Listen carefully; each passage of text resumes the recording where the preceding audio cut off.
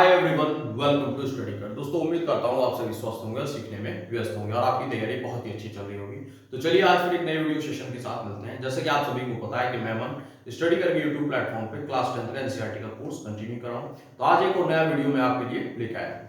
आज का जो वीडियो है क्वाड्रेटिक इक्वेशन एक्सरसाइज 4.2 पे हम पहुंच चुके हैं और इसके कुछ क्वेश्चन जो थे यानी कि एग्जाम्पल कहूं या फिर क्वेश्चन नंबर 1 कहूं मैं, उसके जो 5 पार्ट थे वो मैंने पहली वीडियो में करा दिए। उम्मीद करता हूं कि वो वीडियो आपको पसंद आया होगा।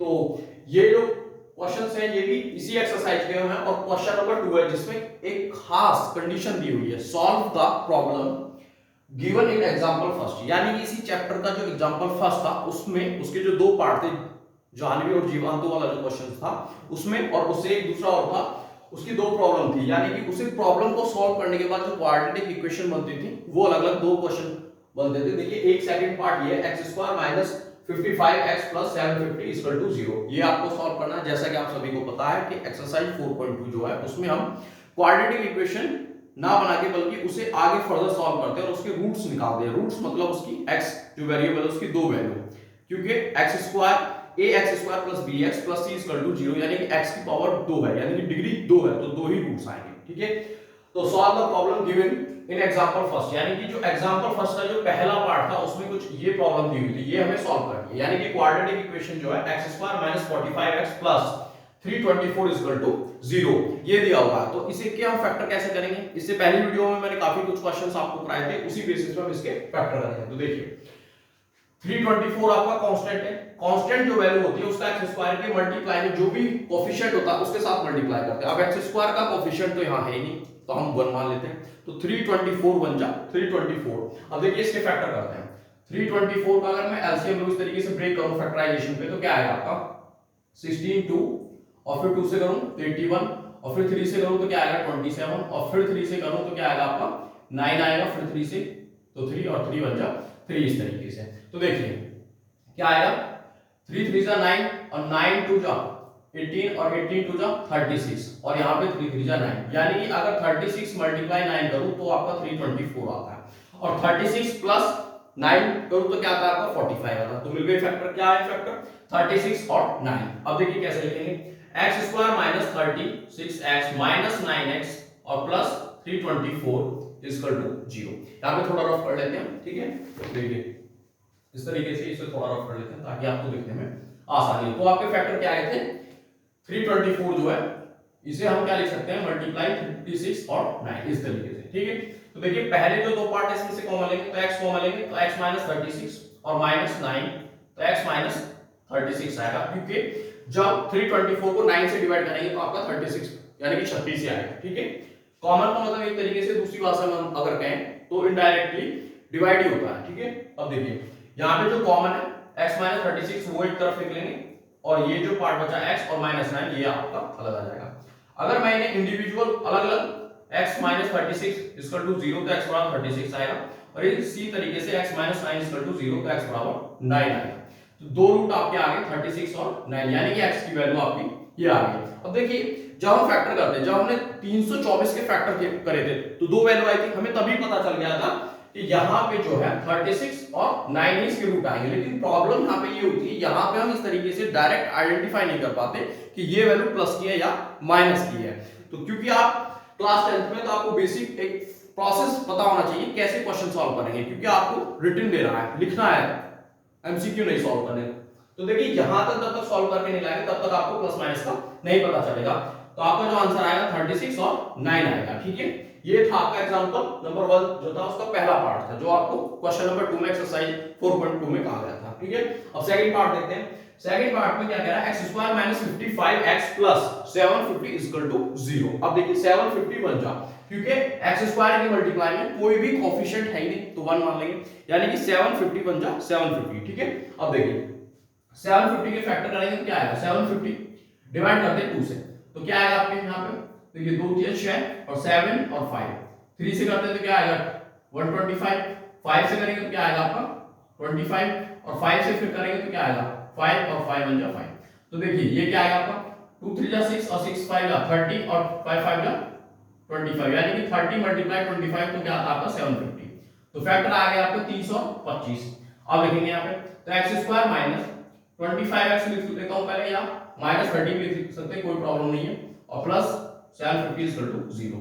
अब पहले जो दो पार्ट है इनमें से x कॉमन ले लेते हैं, तो x माइनस क्या आएगा 25 आएगा, और माइनस 30, तो x माइनस 25 इक्वल टू 0।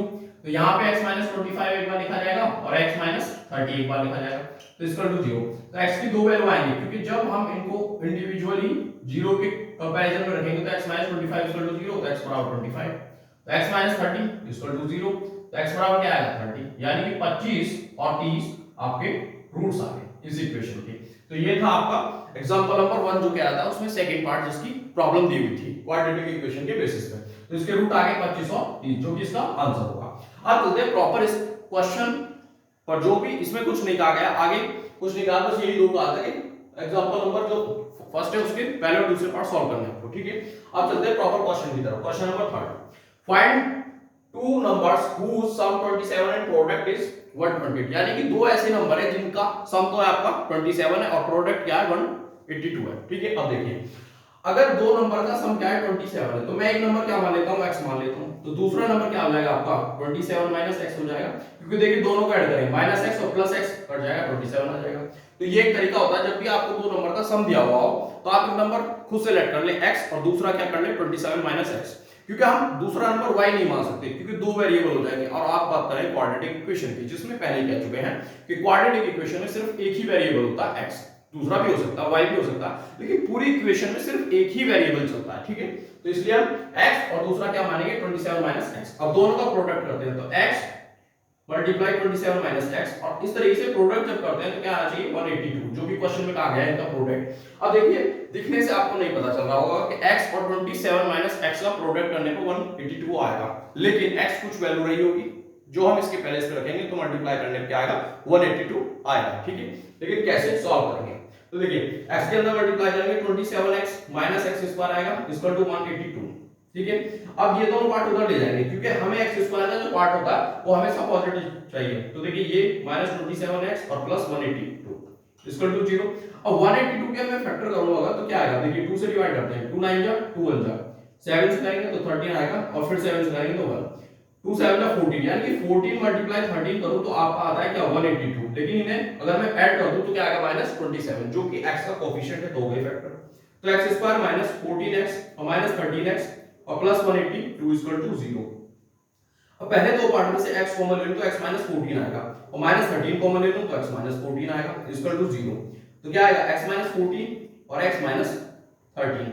तो इस तरीके से इस इक्वेशन के फैक्टर आ गए x माइनस 14 और x माइनस 13। यहां से अगर रूट निकाले, प्रॉपर कांस्टेंट वैल्यू निकाले, तो क्या आएगा x इक्वल टू आपका 14 और 13 आएगा, जो कि इस इक्वेशन के रूट होंगे। अब देखिए 14 प्लस 13 करने में क्या आ रहा है आपका 27, और 14 मल्टीप्लाई 13 करने में क्या आ रहा है आपका 182 भी आ रहा है। तो इस तरीके से ये जो रूट है ये कंफर्म हो गया कि जो क्वेश्चन में कह रहा है उस कंडीशन को, गिवन कंडीशन को ये सेटिस्फाई कर रहा है। तो आंसर होगा आपका 14 और 13। क्वेश्चन नंबर 4 की तरफ चलते हैं।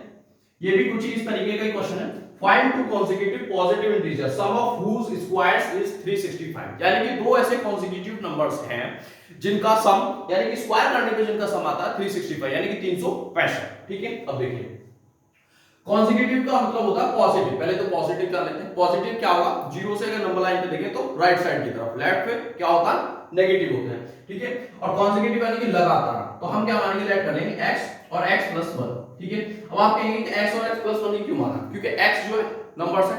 अब देखिए अगर मैं यहाँ पे पहला नंबर रखूं क्या 1 रखता हूं, तो x के प्लेस में 1 और यहाँ पे 1 प्लस 1 2, तो 1 और 2 कॉन्जिक्यूटिव बन गए।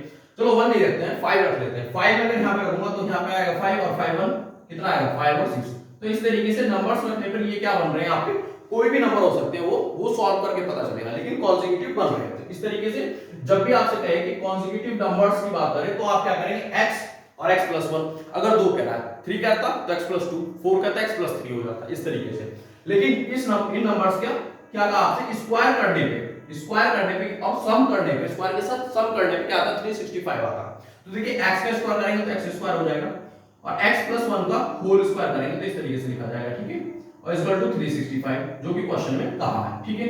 अब देखिए x स्क्वायर तो x स्क्वायर ही रहेगा, लेकिन इसे a प्लस b का होल स्क्वायर से करेंगे तो क्या आएगा x स्क्वायर प्लस 1 और प्लस 2x आएगा, और इक्वल टू 365।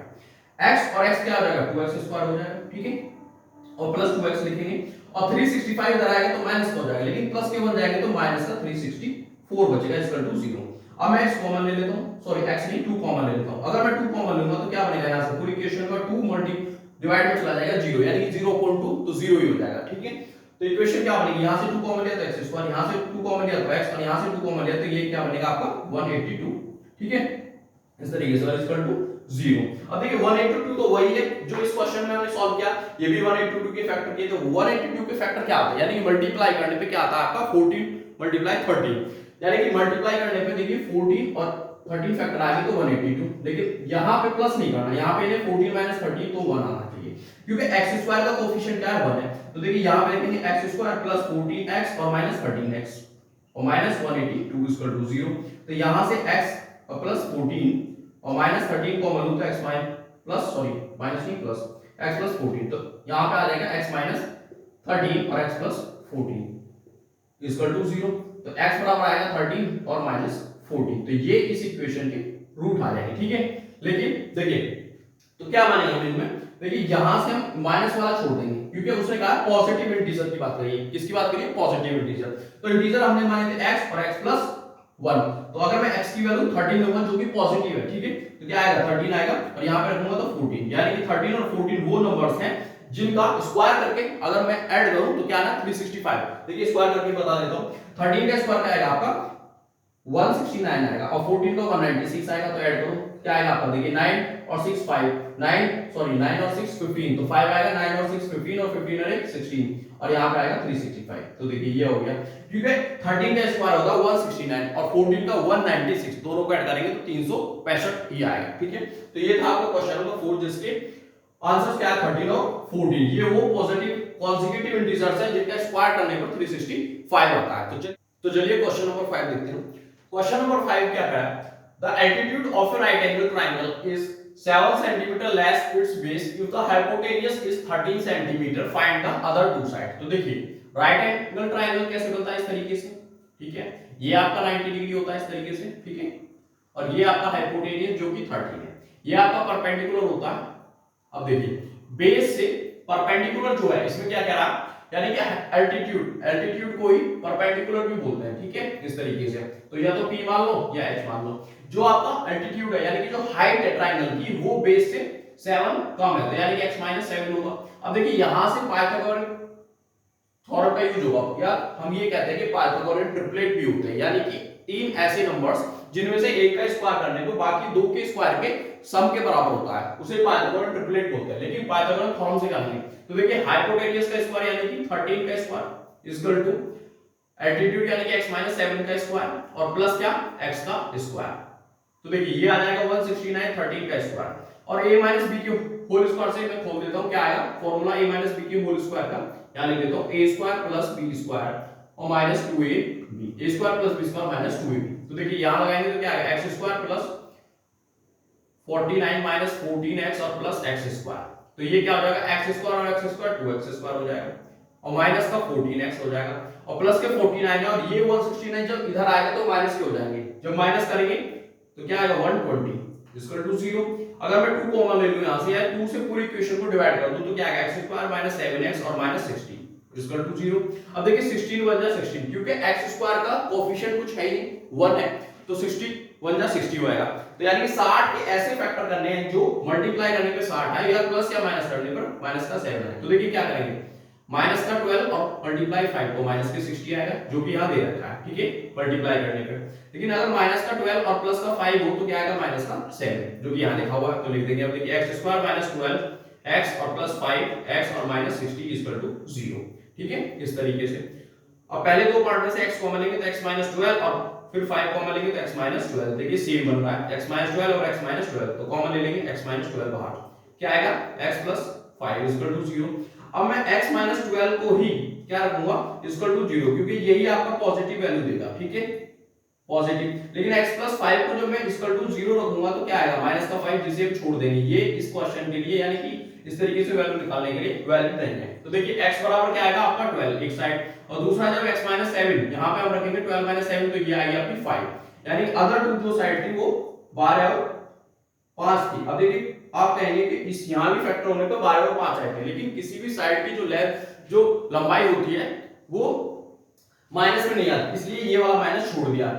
हमने यहाँ से 12 लिया और यहाँ पे पुट किया, तब आया 12 और 5। तो इस तरीके से ये जो ट्रायंगल था, राइट एंगल ट्रायंगल था, इसकी जो दो साइड थी यानी कि 13 के अलावा जो आपकी परपेंडिकुलर या एल्टीट्यूड कहूंगा या बेस जो था वो 12 और 5 था, और 13 और 12 और 5 ये ट्रिपलेट भी कहा जाता है, ठीक है, क्योंकि यही वो नंबर है जो 13 का स्क्वायर करने पे इक्वल टू 12 का स्क्वायर प्लस 5 का स्क्वायर करने पे इक्वल आता है, ठीक है। तो ये था आपकी क्वेश्चन नंबर 5 का आंसर। क्वेश्चन नंबर 6 की तरफ चलते हैं, जिसमें कुछ लैंग्वेज दी हुई है। A cottage industry produce a certain number of poultry articles in a day. अगर मैं ये मान लूं कि एक दिन में कुछ आर्टिकल प्रोड्यूस होते हैं, यानी कि कुछ संख्याएं हैं, ठीक है, मैं x मान लेता हूं, ठीक है, आगे क्या है, it was observed on a particular day that the cost of production of each article in rupees was 3 more than twice the number of articles produced on that day। यानी कि एक दिन में जितने भी आर्टिकल प्रोड्यूस होते हैं उसका ट्वाइस और 3 मोर देन वो एक आर्टिकल की कॉस्ट है। एक दिन में आर्टिकल जो प्रोड्यूस हुए वो x, उसकी हर एक की कॉस्ट कितनी है, 2x + 3 है। तो इस तरीके से जो if the total cost of production on that day, यानी एक दिन में जो कॉस्ट आती है टोटल वो कितनी आती है आपकी x × 2x + 3 = 90। अब देखिए x की मल्टीप्लाई करेंगे तो 2x और प्लस कितना आ जाएगा आपका 3x आ जाएगा, और ये माइनस का 90 = 0। अब देखिए 90 की मल्टीप्लाई x² की कोफिशिएंट में होगी तो कितना आ जाएगा आपका 18 आ जाएगा, ठीक है। इस तरीके से 180, सॉरी 80 नहीं 180। अब 180 के फैक्टर करो कि मल्टीप्लाई करने पे तो 180 आया, यानी कि 180 आए, यानी प्लस में या माइनस करने पे 3 आना चाहिए। तो देखिए अगर मैं ये करूं 15 गुना 12 तो क्या आएगा 180 आएगा, और 15 माइनस 12 तो क्या आएगा आपका 3। तो यहां लिखेंगे हम 2x² + 15x और -12x और माइनस क्या आएगा 90 = 0। पहले दो पार्ट में से सिर्फ x कॉमन लेगा तो 2x + 15 बचेगा, और यहां से मैं 6 कॉमन ले लेता हूं तो क्या आएगा आपका 6 दूनी 12 और 6 से 90, 90 को हम 6 से डिवाइड करेंगे तो क्या आएगा 15 × 90 यानी कि प्लस के 15 = 0। तो यहां से x - 6 और क्या आएगा 2x + 15 = 0। तो यहां से दो वैल्यू निकल के आएंगे, देखिए तो एक तो x = 6 और एक x = आएगा 15/2। अब देखिए जो भी आर्टिकल्स होते हैं उनकी संख्या 15/2 यानी कि 7.5 थोड़ी ना होगी, यानी कि 7 आर्टिकल पूरे बनाए और एक आधा आर्टिकल बनाया, ऐसा पॉसिबल नहीं है। तो आर्टिकल पूरा होता है बनता ही नहीं है, ठीक है। तो इसलिए हम x = 6 लेंगे, यानी कि वो कॉटेज इंडस्ट्री जो एक दिन में 6 आर्टिकल बनाती है, ठीक है। तो ये तो हुआ जो क्वेश्चन में कह रहा था, find the number of articles produce, ठीक है, एक दिन में कितने होते हैं। The cost of each article, अगर कॉस्ट की बात करें तो कॉस्ट कितनी थी 2x + 3। अब मैं यहां 6 रख देता हूं, यानी 6 दूनी 12 और 12 3 15, यानी कि आर्टिकल एक दिन में 6 और उसकी कॉस्ट कितनी थी 15, तभी तो 15 का 90 आ रहा है। यानी कि आर्टिकल्स की संख्या 6 और हर एक आर्टिकल की, ईच आर्टिकल की जो कॉस्ट थी वो 15, तभी आएगा। टोटल जो cost of production on that day was 90। तो ये सेटिस्फाई कर रहा, आंसर 6 और 15 होगा क्वेश्चन नंबर 6 का। तो दोस्तों ये था आपका एक्सरसाइज 4.2, ये अब फ्रेश हो चुकी है, इसका कोई भी क्वेश्चन मैंने नहीं छोड़ा, इससे पहले कोई भी एग्जांपल मैंने नहीं छोड़ा। उम्मीद करता हूं कि ये वीडियो सेशन आपको पसंद आया होगा। पसंद आया तो लाइक करें, शेयर करें, कमेंट करें और चैनल को सब्सक्राइब करें। थैंक यू फॉर वॉचिंग, मिलते हैं नए वीडियो के साथ।